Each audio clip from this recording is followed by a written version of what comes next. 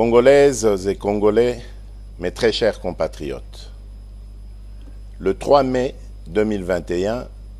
face aux menaces graves pesant sur l'intégrité de notre territoire et à l'insécurité récurrente vécue par nos populations de l'Est du pays depuis 3 décennies,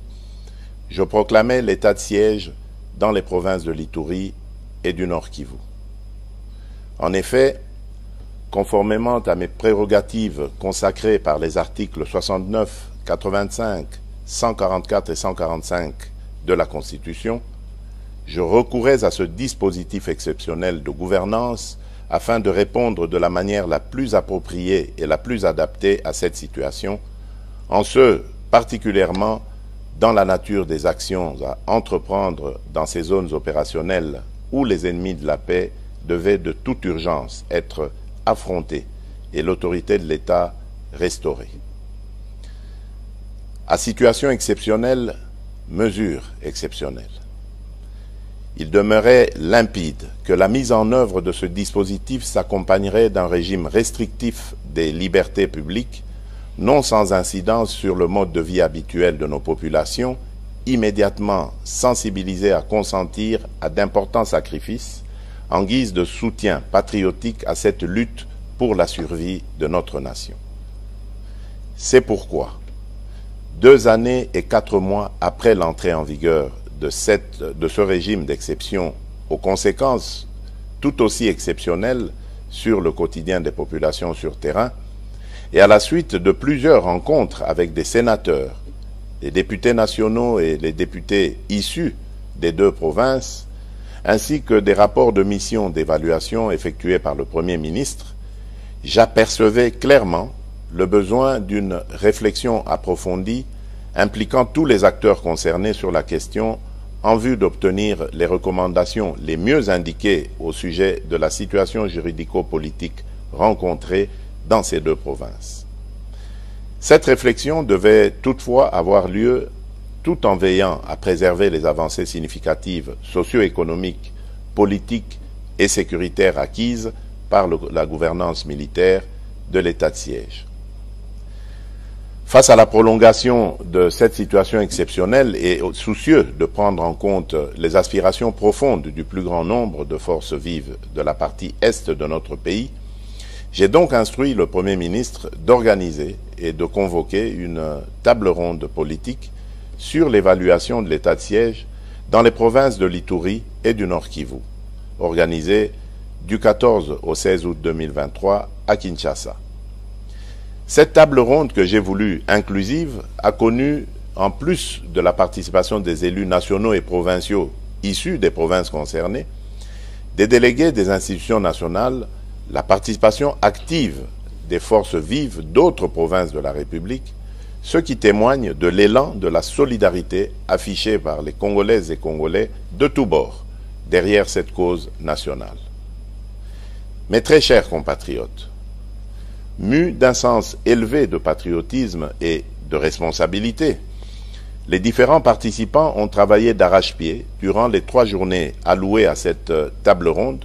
pour proposer une option concertée en vue de pacifier définitivement les provinces de l'Ituri et du Nord Kivu, et ce, au regard de l'évolution du contexte sécuritaire, politique, économique et social. C'est ici le lieu de saluer l'engagement et le dévouement de tous les participants qui ont abattu un travail de qualité pour la cause nationale afin que les conclusions permettent aux institutions de donner une orientation nouvelle à cette mesure exceptionnelle. Mes très chers compatriotes, en ma qualité de garant du fonctionnement régulier des institutions de la République et de la continuité de l'État, j'ai examiné en toute responsabilité l'ensemble des recommandations formulées dans les 3 commissions de la table ronde. Après avoir échangé avec les responsables des institutions de l'État et entendu le Conseil supérieur de la Défense, j'ai pris la ferme résolution de conduire, sans atermoiement funeste, mais sans précipitation inconsidérée non plus, les populations des provinces de l'Ituri et du Nord Kivu vers un allègement progressif et graduel du régime de restriction de l'état de siège avec les meilleures garanties de poursuite du maintien d'une pression maximale sur les ennemis de la paix. C'est pourquoi, prenant la juste mesure de l'impérieuse nécessité d'un retour sécurisé de nos populations à une vie civile et citoyenne normale d'une part, et des avancées enregistrées au cours de la gouvernance sous l'état de siège d'autre part, notamment l'amélioration de la situation sécuritaire dans certaines zones des deux provinces concernées, j'ai opté, en toute responsabilité, pour la mise en œuvre d'un dispositif transitoire graduel au terme duquel cette situation exceptionnelle devra connaître sa fin. S'inspirant des tendances dégagées des travaux de la table ronde, ce dispositif transitoire consistera au rétablissement de l'autorité civile dans les entités territoriales décentralisées et déconcentrées qui sont déjà sécurisées et sous contrôle des forces armées de la République démocratique du Congo. Ce qui implique la levée des restrictions des libertés constitutionnelles de tous les citoyens et plus particulièrement la libre circulation des personnes et de leurs biens en mettant fin au couvre-feu, la liberté d'association, de manifestation pacifique et de réunion dans le strict respect des conditions légales. Ceci est d'autant plus important que les différents acteurs engagés au processus électoral ont droit à y participer pleinement et sans entrave aucune. Dans le même ordre d'idées, j'engage le gouvernement central à régler sans délai les arriérés d'émoluments des animateurs des institutions provinciales mises en veilleuse par l'état de siège, tel que cela leur est garanti par l'ordonnance numéro 21/016 du 3 mai 2021 portant mesures d'application de l'état de siège. Il va sans dire qu'en plus de leurs compétences matérielles, les juridictions civiles, du reste compétentes pour gérer les contentieux électoraux, recouvrent le plein exercice de leurs compétences répressives, à l'exception de quelques préventions liées à la sûreté nationale qui relèveront, elles, des juridictions militaires. Mes très chers compatriotes, après l'état d'urgence sanitaire, les mesures de ce dispositif transitoire et graduel de l'état de siège nous conduisent dans une nouvelle expérience constitutionnelle de gestion des situations d'exception. Elles marquent notre détermination à défendre jusqu'à la dernière énergie notre intégrité territoriale, notre souveraineté et notre dignité comme peuple. En effet,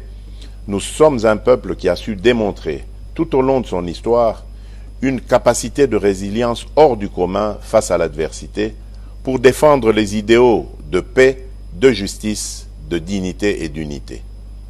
J'invite la population des provinces de l'Ituri et du Nord Kivu à accompagner et à soutenir les autorités civiles et militaires dans l'accomplissement des mesures de ce nouveau dispositif en vue de garantir l'avènement d'une paix durable sur toute l'étendue de notre pays. Que Dieu bénisse la République démocratique du Congo. Je vous remercie.